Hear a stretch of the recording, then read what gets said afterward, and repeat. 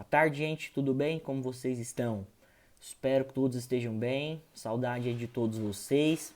Como é que estão de quarentena? Né? Situação muito chata, né, gente? Essa que a gente tá passando, um momento super atípico, né? Mas enfim, tomara que todos estejam bem, vocês, seus familiares, estão aqui orando, intercedendo, para que Deus possa estar cobrindo, guardando, protegendo, livrando vocês de todo mal. Estamos crendo aqui que, né, o Senhor Jesus está no controle, onde Jesus vai transformar esse cenário, mudar essa situação, para a gente poder voltar à normalidade. Gente, mas vamos lá, continuando a nossa matéria aqui de prática penal simulada. O último ponto, né, a última parte da nossa matéria em que a gente parou foi que os grupos de acusação estavam, né, me enviando, né, tinham me entregado as petições iniciais, as denúncias, né, no caso de ação penal pública incondicionada e as queixas-crimes nos casos de ação penal privada. Beleza, o que iria acontecer depois disso? Eu, como juiz simulado, iria abrir prazo para a resposta à acusação, iria abrir prazo para os grupos de defesa me oferecerem as respostas à acusação. Agora, antes de tratar especificamente desse tema, queria fazer um contexto geral aqui. Essa nossa matéria de prática penal simulada, ela aborda principalmente a questão de procedimento, abrange justamente, né, o processamento de um crime, como que um crime é processado, como que acontece o trâmite legal, né, como que se procede, né, ou como que é o procedimento criminal. E é justamente, né, disso que a gente iria, né, estava tratando. Essa matéria está prevista ali, gente, do artigo 394 ao artigo 405 do Código de Processo Penal. Quem quiser dar uma olhada. E nós tratamos, né, como regra, de alguns procedimentos. Como regra, a gente adotou os procedimentos comuns, porque existem procedimentos comuns e existem procedimentos especiais. Procedimentos especiais como lei de drogas, né, do júri, crimes cometidos por funcionário público. Já os procedimentos comuns se dividem em rito ordinário, que é aquele que os crimes com pena privativa de liberdade máxima é igual ou superior a 4 anos, rito sumário, crime com pena privativa de liberdade superior a 2 anos e menor que 4 anos, e rito sumaríssimo, que é o do GCRIM, né, que é do Juizado Especial Criminal, que são os crimes com pena máxima, a pena privativa de liberdade máxima até 2 anos e as contravenções penais. Beleza. Bacana. E tratando desses procedimentos, nós temos ali alguns pontos em comum. Quais são esses pontos ali em comum? Nós temos o oferecimento de uma petição inicial, que pode se dar ou por denúncia ou por queixa-crime, a depender do tipo de ação penal. E a segunda parte que nós temos agora, que a gente está falando aqui, é em relação à resposta à acusação. E o que é importante a gente falar sobre a resposta à acusação? Primeiro, fundamento da resposta à acusação.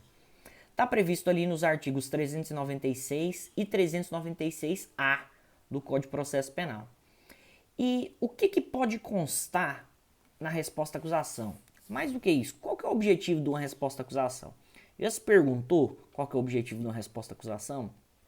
É justamente tentar desconstituir uma petição inicial.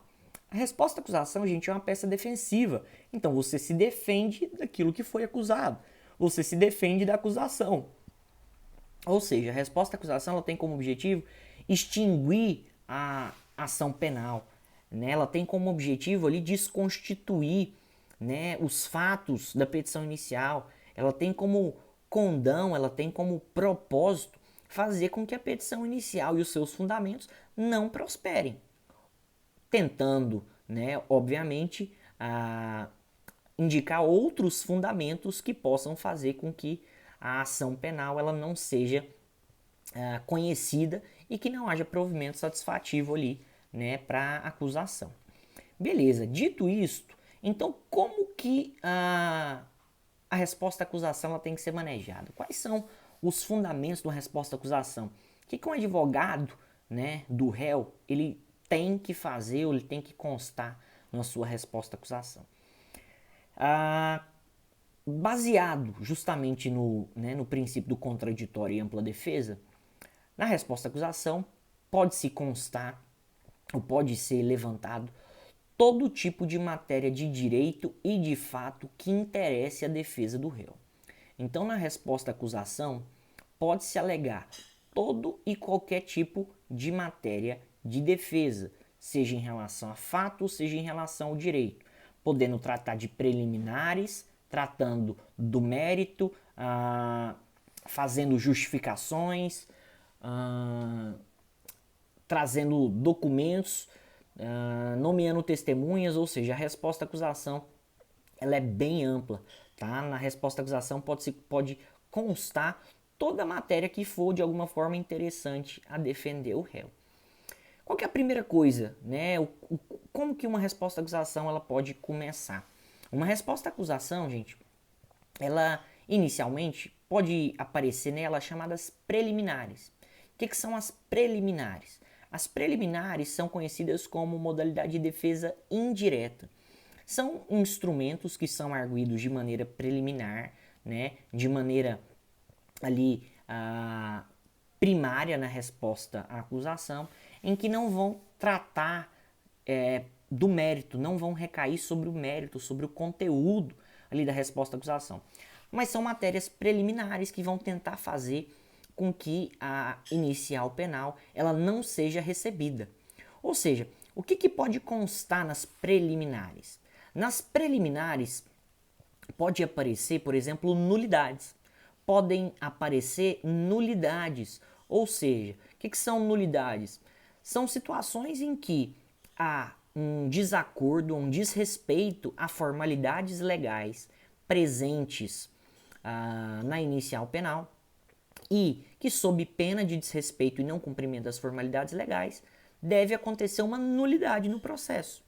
Exemplo, a incompetência de um juiz, tá? A incompetência de um juízo.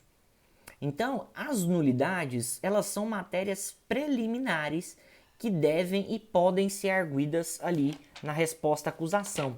Vou pegar o código aqui em relação às nulidades. Lá no artigo 564, gente, nós temos algumas nulidades que vocês, na resposta à acusação, podem alegar.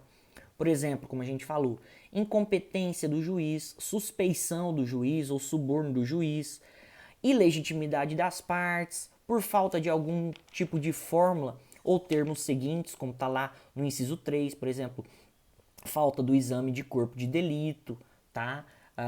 Vamos ver aqui o que mais que pode ter de nulidade, falta de nomeação do defensor ao réu presente, falta algum tipo de defeito na citação, tá? Falta, por exemplo, das testemunhas que foram, né, nomeadas, falta da intimação das testemunhas, vamos ver aqui algum tipo de falta, tá? Na acusação ali, vamos supor que a acusação ela tenha sido genérica demais, ela não tenha, por exemplo, tratado de maneira minuciosa dos fatos, algum tipo de